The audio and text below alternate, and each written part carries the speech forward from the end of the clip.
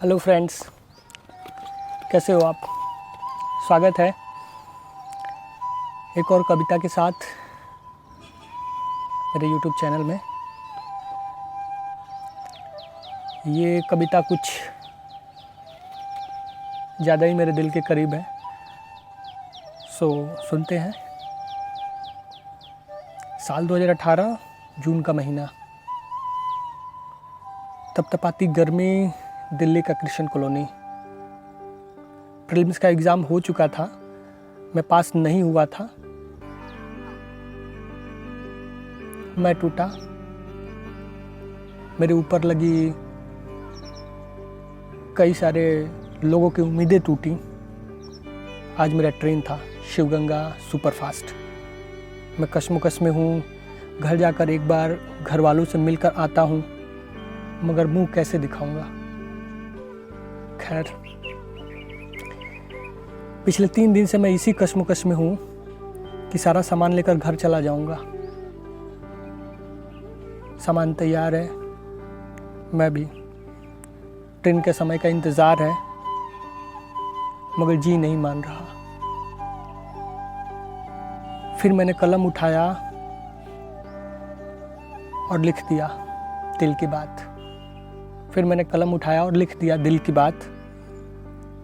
भावनाएं ज़्यादा हैं और कविताओं की परिपाटी कम है, सो इसलिए माफ़ कीजिएगा कहीं मैं भावनाओं में बह गया तो। शुरू करते हैं। ऐसे में मैं हारा हुआ हूँ, हार के घर जा रहा हूँ। ऐसे में मैं हारा हुआ हूँ, हार के घर जा रहा हूँ। देरी हो गया, शायद 1 साल और भी। देरी हो गया, शायद 1 साल और भी, किसी को उम्मीदों को खिलने में, मम्मा को एक साड़ी खरीद कर देने में। ऐसे में मैं हारा हुआ हूँ, हार के घर जा रहा हूँ। देरी हो गया, शायद 1 साल और भी, किसी को उम्मीदों को खिलने में, मम्मा को एक साड़ी खरीद कर देने में। उस एड़ी से घिसे जूते को बदलने में, उस एड़ी से घिसे जूते को बदलने में पापा लगवाएंगे उस जूते में चिप्पी 1 साल और। पापा लगवाएंगे उस जूते में चिप्पी 1 साल और। मुझे फिर से 1 साल तक शिकायत करेगा जूते नए खरीदने को।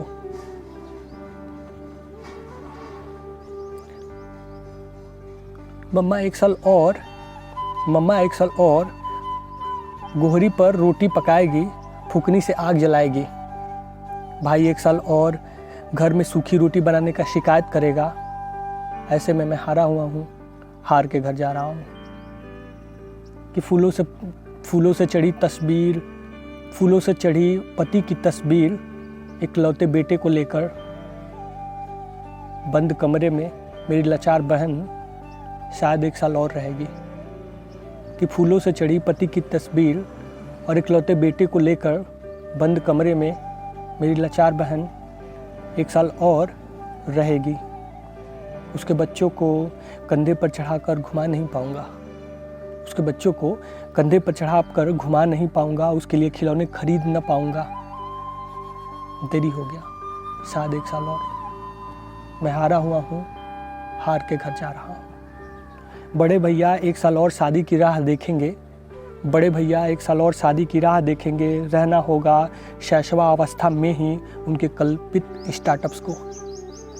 कि रहना होगा शैशवावस्था में ही उनके कल्पित स्टार्टअप्स को। दबाना होगा उनके जोश को 1 साल और।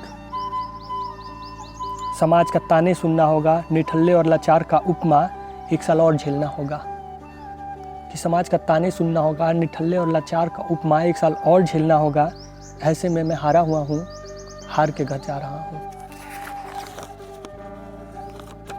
अपने इजहार को दबाना होगा, अपने इजहार को दबाना होगा। मेल जोल का खेल खत्म होगा, वो रोएगी, मैं कुछ बोल तक नहीं पाऊंगा। शायद उसकी सगाई होगी, मैं पत्थर सा उसके सामने बन जाऊंगा। ऐसे में मैं हारा हुआ हूँ, हार के घर जा रहा हूँ।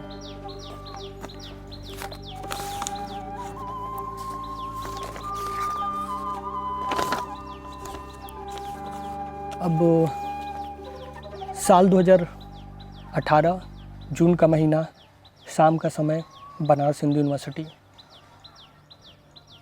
मेरे एक पुराने दोस्त से मुलाकात, जिसका नाम राहुल है, वो आश्चर्य में है कि 1 साल में प्रीलिम्स नहीं हो जाने पर कोई घर वापस थोड़े ना आ जाता है। उधर दूसरी ओर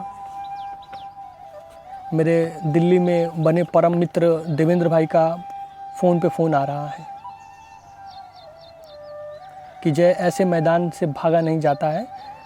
मैं अपनी परिस्थिति देखते हुए और दोस्तों की सलाह पाते हुए सोचा और दिल्ली चला आया। अब उसी जगह पे हूँ जहाँ मैं छोड़कर गया था। डायरी के पन्नों को दोबारा पलट रहा हूँ। मैं इस कविता को दोबारा पढ़ता हूँ। मुझे कुछ अधूरा सा लगता है, निराशावादी सा लगता है, फिर मैं उसे पूरा करता हूँ। हालांकि इसमें भावनाएं ज़्यादा हैं, कविताएं कम। मगर मैं फिर भी पढ़ता हूँ कि मगर मैं उठूँगा